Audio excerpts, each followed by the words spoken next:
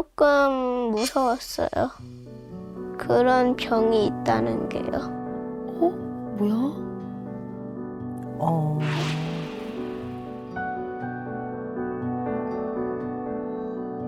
와이프가 답답한 곳을 못 견뎌하고 제주도 가고 싶다 이러길래 뚝딱뚝딱 해서 왔죠. 그래서 벌써 한 4년 넘었습니다. 병원에서 공황장애에 폐쇄공포증이 있다.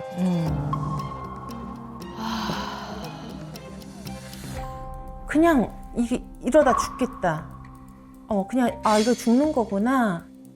해외 놀러 갔다 온 적이 있어요. 근데 이제 오는 비행기에서 이게 너무 심하게 온 거예요. 그래서 진짜 비행기 들이눕고 속옷이도 뭐 다 풀르고 양말도 벗고 막 어떡해. 내가 봐도 정말 정신 나간 여자 아닐까 이런 생각이 들 것 같은.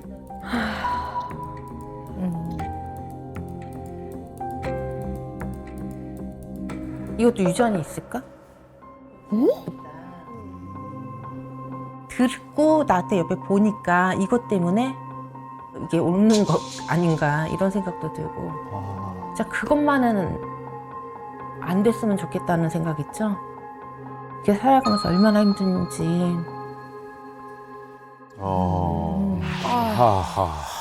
이런 사연이 있는지 몰랐습니다. 네. 그렇게 심하시면 녹화하고 비행기 타셔야 되는데 이번에는 괜찮으셨는지. 일단 저가 이제 잠을 그 전날은 제대로 못 자요. 그래서 그때부터 이제 걱정이 되죠. 근데 저는 항상 아이를 데리고 다니고 하니까. 근데 아이가 이제는 적응이 돼서 이제 항상 이제 혼자 먼저 타 있고 저는 비행기 문 닫히기 전에 타요. 얘기를 하다가 맨 끝에. 네. 앞에 사람들이 탄 거를 일단 탄 순간에도 보면 안 되니까 타서 얼른 바닥만 닫고 그냥 의자만 앉는 맨 앞에 자리에 이렇게 앉는 걸 사는데 To fasten your seatbelt, insert the metal clip into the buckle and adjust the strap. To release it, simply lift up the buckle. 너무 힘드니까 괴로우신 거죠. 근데 내릴 때 이게 진짜 그 어떤 거 뭐 금은보화도 필요 없을 것 같아요. 이게 아무 일 없이 왔다는 게 이게 저는 더 소중하고 네. 그 정도예요. 샥 빠져나가면 모르겠는데 그런 거 있잖아요. 안 그렇고 막힐 때 있잖아요. 그럼 어떻게 하세요? 진짜 그러면 안 되는 건데요. 위험한지 알면서도 뛰어내린 적이 있어요. 네.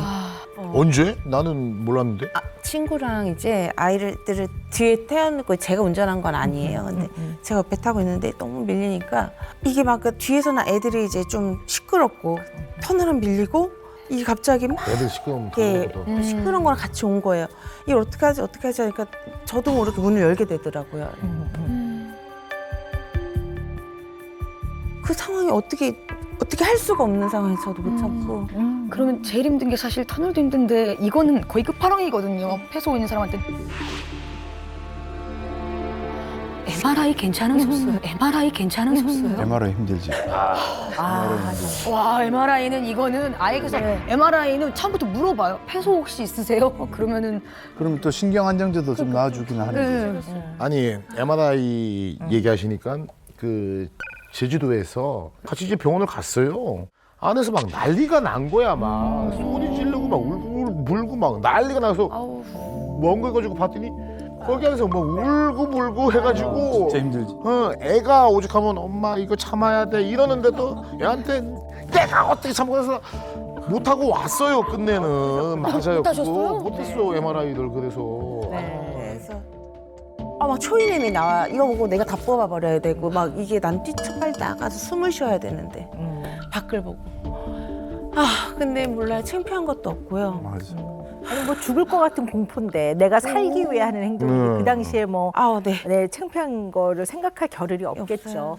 원래 좀 조심스럽고 신중하고 좀 그런 사람인데 흔히 말하면 겁도 좀 많고 되게 안전해야 되고 이런 사람인데 아이를 딱 낳았어. 근데 얘를 낳고 보니까 세상 이거는 정말 내 인생에 내가 인간으로서 정말 이렇게 사랑하고 이렇게 귀한 대상이 생겼네. 그러면 이 아이와 관련돼서 불안이 확 높아지는 경우가 있어요. 너무 소중한 사람이 생기면서 이 불안이 이걸 지켜야 되기 때문에 더 높아졌을 가능성이 좀 있어요. 네. 제가 지금 생각해 보니까요. 제가 좀 예민했어요. 아이를 낳고 좀 엄마들이 심하다 했을 게 우리가 뭐 3살 때 뭐 이렇게 키즈 카페 많이 가잖아요. 네. 뭐 화장실 가고 싶다면은 밖에 화장실도 키즈 카페를 가든 백화점 가든 어디를 가 슈퍼를 가든 저는 여자아이다 보니까 그게 싫더라고요. 아직 자기가 이렇게 처신을 못하는 상태에서 공용 화장실 그럼 그냥 저는 집으로 일단 들어가요.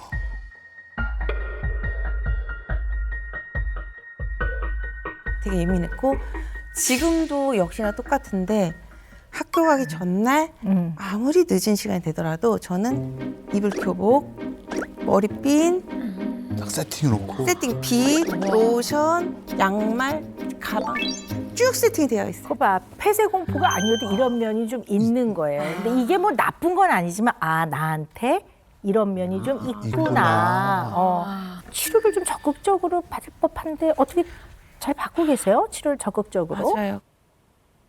그게 또 제가 그 공황장애 중에 폐쇄공포증이 있다고 얘기를 들은 게 제가 그때 아이를 데리고 4살 때 여행 갔다 온 후에 서울에 있을 때거든요. 이렇게 해서 상담 조금 하고 약을 처방을 받았던 거예요. 근데 이제 사람이 우리가 아이가 아프다고 하면은 요만큼 상처가 나도 병원이 아무리 멀어도 가게 돼 있거든요. 지금 아이 엄마가 되다 보니까 그렇게 됐는데 내가 아프면은 그냥 좀 요거 맞고 임시병편 되면은 안 가게 되더라고요. 이게 나를 위해서. 제주도를 또 막상 오니까 요런 병원을 찾는다는 게 우리 집에서 1시간 이상을 가야 되고 가서 치료를 받는데 한 2시간 또 집에 오는데 1시간 너무 많은 시간 4-5시간이 소요되는데 나를 위해서 굳이 이렇게 못 하겠더라고요. 안 되고 이런 저의 의지도 너무 약했던 것 같아요. 일단 곳곳에 좀 겁과 소심함이 있긴 있는 것 같아요. 지금 보면 이제 옛날 아이 낳기 전에도 좀 겁도 많고 그런 면도 있었고 이런 특성을 가진 분들은요 의사가 처방을 해줘요. 하나를 먹어라. 그러면 꼭 바달만 드세요. 꼭 바달만 드세요. 왜요? 왜? 왜? 많이 먹게 될까봐. 이걸 미리 걱정한다니까. 아니 그래서 애성 생길 아니 그래서 우리가 중독이나 뭐 이런 거. 아니 처방대로 드시라고요. 그래도 아유 많이 먹게 될까봐 밥만 먹는데 그러니까 증상이 안 나. 안 나. 왜 우리 주변에 보면 치료 잘 안 받는 사람들이 있어요. 경험한 사람들이 그런 있어요. 분들이요 세 가지 유형이 있어요. 첫 번째는 자기 과신. 내가 잘 알아. 뭐 의사들이 뭘 알아? 내가 더 잘 알지. 그리고 어떤 분은 내가 더 잘 치료할 수 있어. 그러면 우리가 이러죠. 두 번째는 너무 자기 방어 유형. 자기 방어. 왜냐하면 가서 무슨 소리를 듣게 될까 봐. 그래서 오히려 더 미루는 거죠. 건강검진 받으러 갈 때 제일, 결과 들으러 갈 때 제일 떨려요. 네. 그리고 자기 방임. 근데 우리 은경 씨 약간 그런 면이 있는데 자기 방임이라는 거는 나를 좀 내가 잘 챙겨야 되잖아요. 이거에 내가 그럴 만한 가치가 있나? 나를 위해 이렇게 시간과 비용을 뭐 쓰는 건 뭐 이런단 말이에요.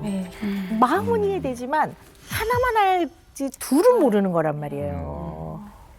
왜냐하면 폐쇄 공포나 공황이 치료를 받으면 증상이 훨씬 덜해진단 말이에요. 일단 50만큼 올라간 게 10 정도로 낮아지면 불안은 하나 내가 조절하거나 통제하거나 이 상황을 다루어낼 수 있을 정도로 낮아지는 게 되게 중요하고 그게 성공적 경험이라고 하는데 그게 많이 생겨야 이 증상으로 인해서 내 생활에 부정적 영향을 받는 거를 많이 줄여서 결국 증상이 좀 있더라도 내가 일상생활에 내가 해야 할 일과 나의 안정감을 유지하고 사는 거 이게 치료의 목표거든요. 그래서 치료를 제대로 받으시라는 얘기예요.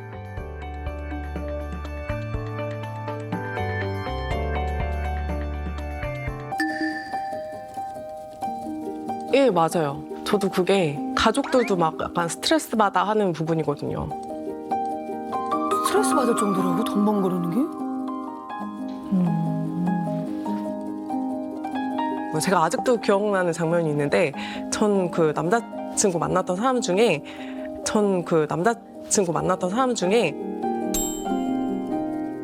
흘리면은 막 귀엽다고 하고 막 이런 사람이 있었는데 진짜 막 이렇게 조수석에 앉아가지고 자일리톨 껌을 이렇게 팍 했는데 껌이 팍 튀어나와가지고 이제 막 바닥에 했는데 그때 표정이 진짜 막 정말 이랬던 그 표정이 잊혀지지가 않아요. 정말.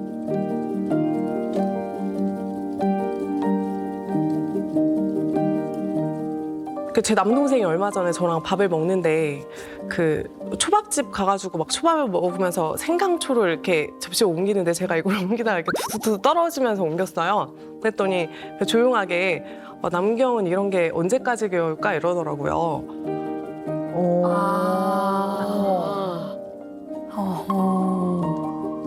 좀 더.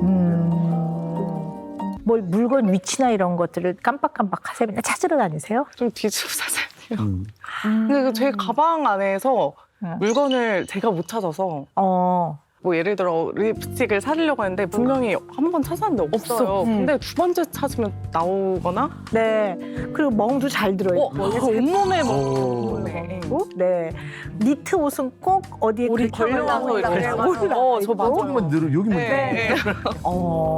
예를 들어 물병이다. 그럼 물병을 차라리 이 뚜껑을 열어놓든가 아니면 꽉 잠궈야 되는데 이렇게 올려만 놓으면 어떤 사람이 모르고 이걸 탁 들으면 밑에 바삭하고 깨지거든요. 떨어지거든요. 혹시 그러기도 하세요? 네, 약간. 어머, 네. 그러시구나. 어머, 말씀하신 게 다 저예요. 그러시구나. 아이고. 제가 근데 생각을 한번 해본 적은 있는데 그러세요? 아니 왜 그럴까? 근데 그러니까 이게 뭐 당연히 맞지 않을지는 모르겠지만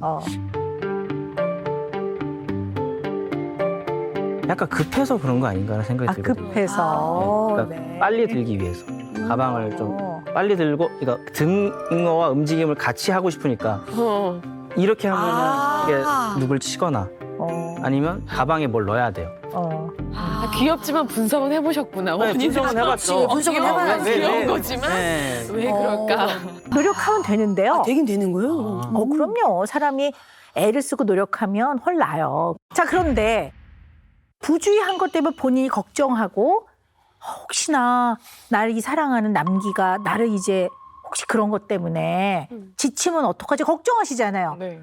걱정만 하고 있지 고쳐야지. 고치진 않고 걱정만 하고 있으면 뭐예요? 그렇지. 네. 그리고 아니 이분이 신도 아니고 AI도 아니고 어떤 날 본인이 아주 피곤한 날은 좀 흘리지 말아봐. 뭐 이럴 수도 있단 말이에요. 그러면 또 저 나를 사랑하지 않는 거 아니야? 이런 걸 어떻게 보면 악순환이라고 봐요. 그럼 이 악순환의 고리를 끊으려면 실제로 할 수 있는 거를 해야 돼요. 그래서 구체적인 걸 한번 알려드리면요. 예를 들어 꼭 먹으면 국물을 흘리는 사람이 있다고 쳐봅시다. 첫 번째 1단계 본다. 일단 딱 보는 거예요. 보고 일단 본다. 네, 그다음에 아 내가 좀 그러는구나. 그러면 어떻게 해야 돼요? 국물 그릇을 앞으로 당겨서 몸을 바짝 하든가 아니면 의자를 당기든가 이거는 노력을 해야 되는 부분이에요. 그러니까 다은 씨의 모든 면을 싹 고쳐라 이런 뜻이 아니고요. 본인이 힘들어하는 부분이고 걱정하는 부분이니까 뭐 아주 적은 부분부터 작은 부분부터 주도적으로 이건 내가 이렇게 한번 해볼 거야 라고 시작을 하신다면 자기 효능감이 생기면서 이 생활이 훨씬 편안하고 덜 긴장하게 되실 것 같아요. 네.